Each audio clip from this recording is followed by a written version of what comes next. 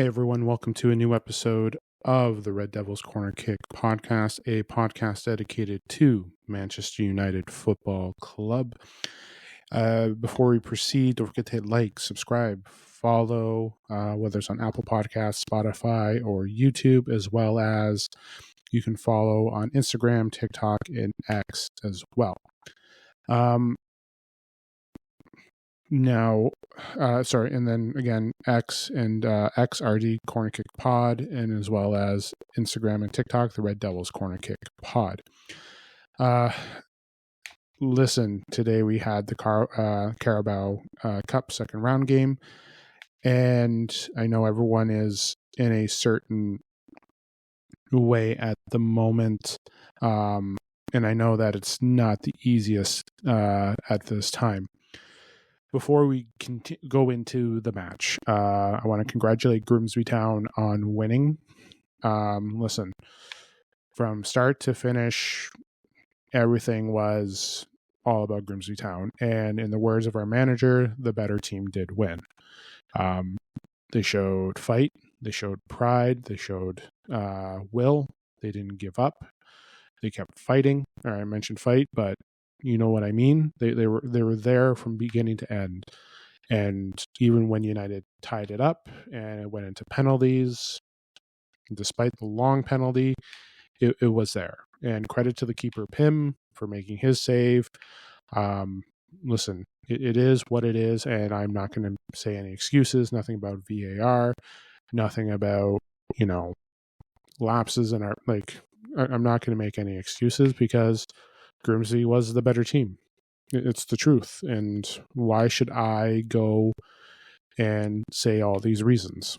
But yeah, overall, United, they sucked, to say the least.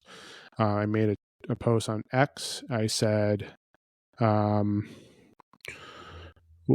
me pull up what I said on X here for a second. I posted that comment here. I said passion versus entitlement. Grimsby had passion. United players were entitled. They didn't look to care. You saw the pressure on. You saw it there. The squad that Ruben Amorim picked, I picked the majority of that squad. I don't get me wrong. I picked United to win. They should have won. But they didn't. I'm going to get to the Ruben thing in a bit, and I'm going to talk about the formation and all this stuff. This is what I'm going to say is you can talk about style, you can talk about whatever. That wasn't the issue today, ladies and gentlemen. That wasn't the issue with what was going on. Going back to a 4-3-3, whatever. That is not the issue. We had our last manager fired for the same, that 4-3-3. We complained that Ten Hag didn't have a style. People listened to the media saying he didn't have a style. He didn't have a proper formation. So we brought in Ruben Amorim, and he had his formation. The back three is fine. If it was Luke Shaw, Lenny Euro, De Ligt in the back three, and we pulled the way we did today, then yes, you may say that too, but no. Shaw, De Ligt, Euro, if they were back there, I'm sure we're not complaining about it. If Maz is back there instead of Shaw, we're not complaining about it. We're probably having a different outcome, but those three back there. Listen, Fredrickson is young. He's going to get better. But he struggled today. He wasn't great. Heaven struggled today. They couldn't handle the pressure. Harry Maguire was the leader. He was a captain there. He did what he could. I'm not going to get into Andre Onana. The game says it for himself. You can say it for himself. He gave us an opportunity to win. FYI, as much as you want to go and hate on him and his play, him as a keep, the first goal he should have saved, and the next, the second goal,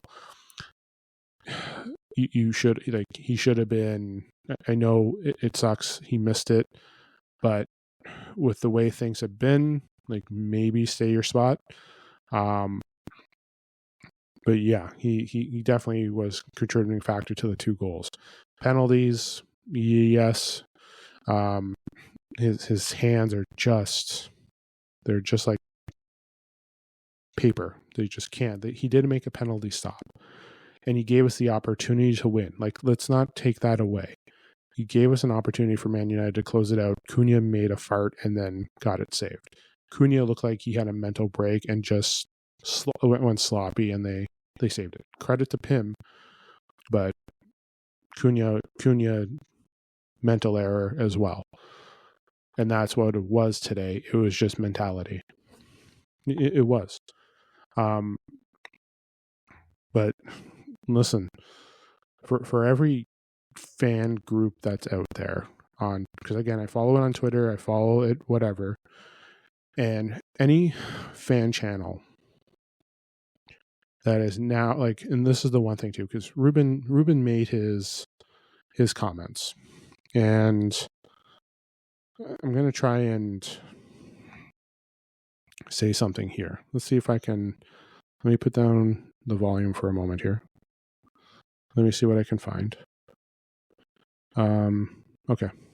So let me see if I can get it here and see what he has to say. This is courtesy of Manchester United, of the game.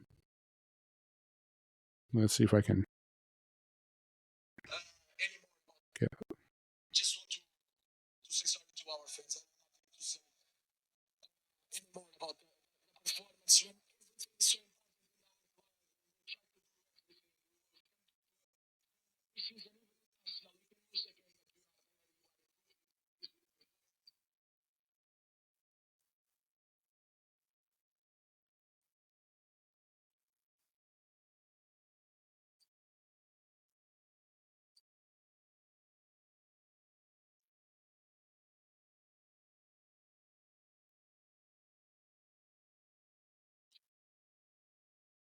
Now, that was him apologizing. There was also another statement that he said was, he talked about moving from 22 players. It's harder to move on from 22 players, or hard to move 22 players. And the fact that everyone now, some people have just come out and started showing sympathy for that, were the same people that were asking for his head halfway through this game. I've always said I back Amorim. I am. I haven't talked once about getting him canned or sacked or gone, like saying that he needs to think. What I have been saying is that he is going to be making changes, and after this break, you're going to see what he's ready to do. But, like, he cares. He has the passion. He wants to be there. He's willing to do it all. But he just, like, he can only do so much. He set up the lineup. He told the players what he wanted, and just done. Ahmad looked terrible today. Ahmad couldn't do anything. Delo, I don't know why he got taken off, but obviously there was something going on with Dorgu. I would have loved to see Diego Leon on. That would have been a change of pace. But we had those issues today. We saw, like, everything. Cunha tried to do what he could. Sesko, if you can give him service, he can try and do stuff. Sesko, Cunha, and Buemo, when he came on, made the changes, got us back into the match and everything. But for some reason, that first half, the mentality, and ladies and gentlemen, you got, like, don't get me wrong, I did my predictions. I made my predictions and I said how it was going to go. But Bruno got brought on. You saw the change there when Bruno came on. You saw the change when Buemo came on. Xerxes came on, and you saw what Xerxes was going to bring. Mount as well.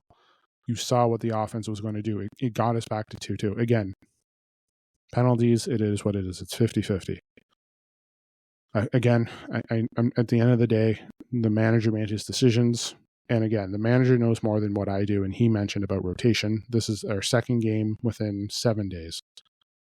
We have another game on Saturday, and that's our third game. So obviously rotation and the importance. Obviously there were certain players that were there that have been there before in the past that have that mentality, and there we go.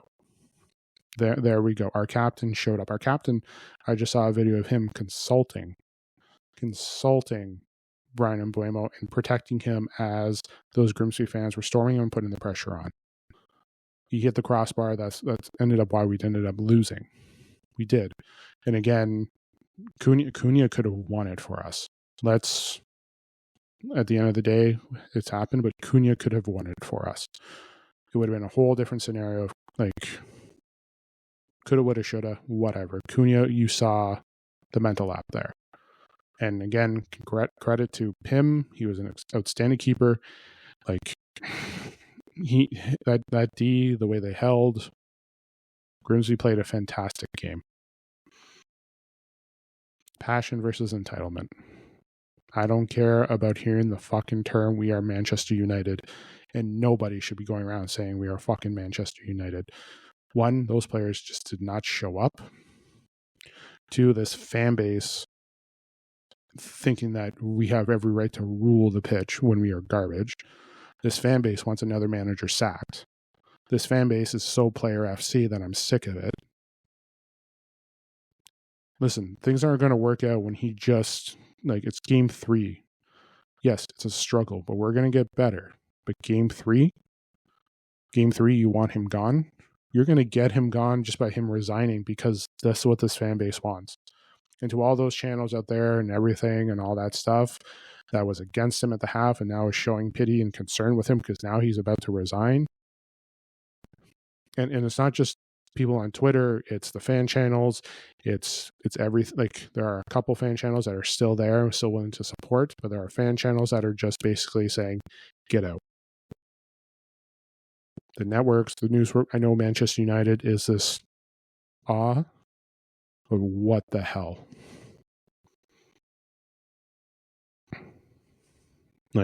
Can we leave it there? What the hell? Where is where this again? And I think I said it a week or two ago, or I probably said it when I first started too. This fan base would have gotten Sir Alex fucking sacked with that 13, finishing 13th in 86, going second, and then back down to 11th after. They would have had him sacked, whether in the first year, after the first 2 losses or whatever. Would have definitely had him sacked. Ineos chose their guy. They're willing to back him. I am willing to back him. I was willing to back Ten Hag. I believed what Ten Hag was trying to do in changes. The only problem is I think he was handcuffed with certain players because I'm sure he was restricted with certain players. But Ruben, he's realistically, everyone's like, oh, he's got the players he wants. He only has 4 of the players that he actually wants. Sesko, Cunha, Mbeumo, and Dorgu. Those are the 4. We have a roster of 25. We haven't even gotten rid of Rashford. He's on loan. We haven't got rid of Anthony, Garnacho, Sancho is there. Onana has to go. Bruno, as much as I don't want him to go, he may have to head out. Casemiro. Those guys need to go. And oh yeah, there's Cheeto Obi, there's Aiden Heaven, there's Fredrickson. Those guys are Heaven and Cheeto are young guys that just joined in the last bit, so they're going to be there. Xerxes he is a fan of, but players that need to go. I mentioned those 5, the bomb squad. Casemiro, Bruno's probably going to be going. Ugarte, Delo should be on there. That's 8 players, potentially 9. Who else do we have? So Casemiro, Bruno, Rashford, Anthony, Garnacho, Sancho, Malacia.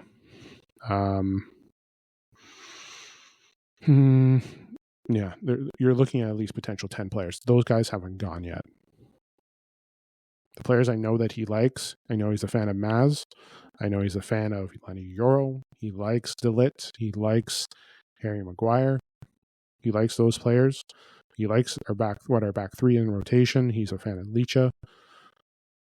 But our mid sucks. Dorgu, Leon, Ahmad hasn't been himself. He's definitely struggling. He's definitely thinking of something else. we brought in those three guys because as much as we had Bruno, Ahmad, everything, those, Hoyland, as much as he's talked about how great Hoyland is, he's talked about Hoyland. So it's like there's players that need to be moved on. Bringing in Sesko, Cunha, and Buemo doesn't fix anything. Heaven, Dorgu, Cheeto Obi, Kone, like those guys are still young. Fredrickson, still young. Harry Amos, Collier, still young. Those guys are out on loan. So we have youth players that can help. Kobe Mainu, as far as I've heard, and everything, that he doesn't want to, he's not willing to leave. So, like, obviously all those reports over the weekend are the lovely journalists or whatever definitely were just talking out of somewhere. So realistically, what do we do? What do we do? Like, from what I understand, but again, Kobe struggled. Kobe definitely struggled today. Like, players got what he wanted, fans got what they wanted. They wanted Kobe in. They wanted him to start. Kobe struggled. Now, what do you guys do as a fan base? What do you guys say now that he has struggled? Please. Like, it's not the formation. It's not 3-4-3 that's the issue. It is incompetence. It is Delo not being able to cover. It's Ugarte and Ahmad clashing. It's Onana who couldn't save a paper if it was in his hand and the wind blew it out. It's you had youth players there. Heaven was fine. Fredrickson did struggle. It's passion. It's fight. It's something that those players didn't show today. Ahmad was just awful today. Cunha tried to do his best. Cunha, you saw him try and take control and just try to get us back in the game. You saw that there. Ugarte couldn't do anything. Mainu had his struggles. Dorgu was great too. Like, again, the players that Amorim has brought in, Dorgu, Cunha, and Buemo. Like, Sesko, I know was tough today. He's just getting himself in. Technically he's played a combination of 1 3/4 of a game. Potentially 2. But those guys are definitely showing what they can do. Xerxes showed what he could do in those final 10 minutes when he came on. Mount has shown himself. Mount is getting there. He's contributing. He's healthy. So, but like, there are 10 players that still need to go. Some of them are in this roster. And it's tough to hear what our manager is saying after a game like this. Yes, he apologized to us, and yes, he understands what it means to be a Manchester United fan, and I hope he doesn't go. That's what I'm saying. And I hope this fan base realizes that we shouldn't be kicking out another manager because we're not doing what they like. He told us that pain is coming. He did. We should be getting there. Pain is there. It's going to be there. It's going to take time. He wanted 5 players this summer. He got 3. We're still working on a midfielder and a goalkeeper. But next Monday is the end of the transfer window. So what do we do next? Ladies and gentlemen, what is next? What are we looking at? What more do you want as a group? What more can you say? I know I went on a rant, and I'm just not happy with this because I'm not happy with our fan base. I don't like. I'm not I'm not happy with the fan base. Like, you were all turning on him today. You've been turning on him since Fulham. Everyone's been like, he should be our manager. He should be. He's trying to fight and make a change in a culture. He's got to continue on. He's got to. So, okay, I'm going to give my player ratings. I am. It's like, it's there's and I am sorry for my rant, and again, but the players didn't show up. He even knew the players didn't show up. He gives them a game plan. He tells them what to do. He tries to work his tactics. He made the subs worked well because we drew it up. We drew it like, and for everyone hating on him for bringing in Harry Maguire like he did on Sunday for Fulham, today is the reason why. That moment when he scored, that is why he brings on Harry Maguire. For those types of things, because he is a key, like he's good on the attack. He's good in that area. He's good on corners. He's good to help us there. How many times has Harry Maguire's head saved us? How many? Like if you forgot what he did last year and how many times he won games for us, how many times did Harry Maguire, when he resurged, save Ten Hag? Don't get me wrong, he did a lot of other stuff, but what else? So you can say some of it's on the manager, but 90% of it's on the players. It really is. And I don't want this fan base sacking another manager. I don't like everyone who's a Ruben out or Amorim out guy. Yeah, you stay there, stay in your corner, just whatever. He wants to, like, Ruben wants to be here and help change. It's not happening overnight, ladies and gentlemen. Like, it's not. What you want is not happening in 3 games. This is multiple summer windows. This is years of work to try and build a culture. Sir Alex took 7 years before and all that. And yeah, he won the first year of the Prem, but that's a brand new league. He was struggling for the 6 when he joined. Actually, no, for the first 6, yeah. He struggled. This fan base wanted him out if he lost that semifinal for the FA Cup. Same thing. So, player ratings. Let's go. I'll give it to it. Fredrickson 5, Heaven 5.5, Harry Maguire 6.5, Delit I'll say 6.2, Dorgu 6.5. It sucks that he had to go off, but he was playing very well. Ahmad 4.8, Bruno 6.2, Cunha 5.5. No, you know what? I'm going to give that higher. I'm going to give him a 6. Or I'll give him I'll update that, 5.8. Mbuemo 6.1. Mason Mount, I'll say around a 6. I'll say around a 6, 6.2 as well. Onana 3.2. Sesko 5.5. There's not much there.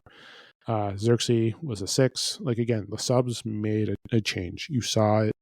You saw them get better with the changes. And again, it led to a draw, and those players that were brought in that can score did score. It's, yeah. Delo, I would say I'll say a 5. Ugarte 4.5. Yeah, Ruben Amorim, like he sets up the game plan. The players didn't show up for him. I'm going to give him a 5.8, just because, yeah, and yeah, just leave it there. Yeah, it's tough, and yeah, yeah. This wasn't an easy game. I know it's tough, but Ruben should still be backed. I still want him as my manager. I want him here after the break. I want him here for another season. I want him here hoisting the Premier League. But Ruben's honest. He's in. It's not the system. It's not the system. It isn't. Like, we faced a team that was an underdog in passion, and Man United played down to him. I could drop an extra point of like there to show, but Harry Maguire still fought. Bruno came on and fought. Sesko was still there and tried and contributed. Like, there was people there that did not take it serious. Like I said in my Twitter post, passion versus entitlement. Grimsby showed everything that you need to fight, and United showed none. Or at least that starting group, but do I want Onana gone? I'm not a member of the club. Listen. He should be on his way out. There are players there that need to move on. That's what I'll say. Binder, it's time for him to move on. Or not Binder, no. Onana, time for him to move on.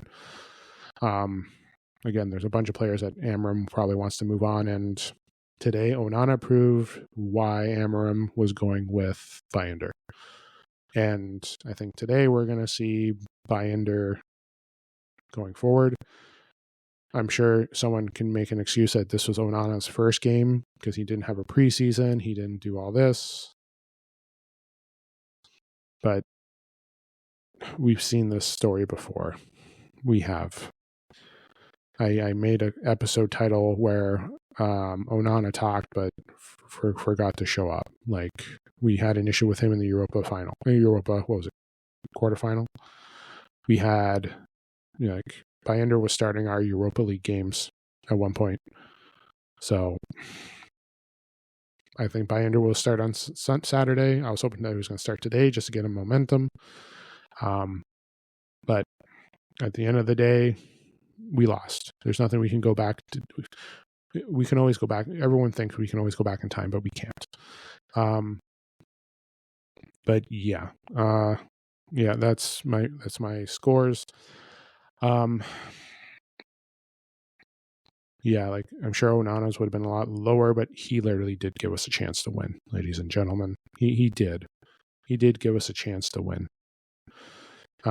He made a save, and obviously we couldn't close it out. And we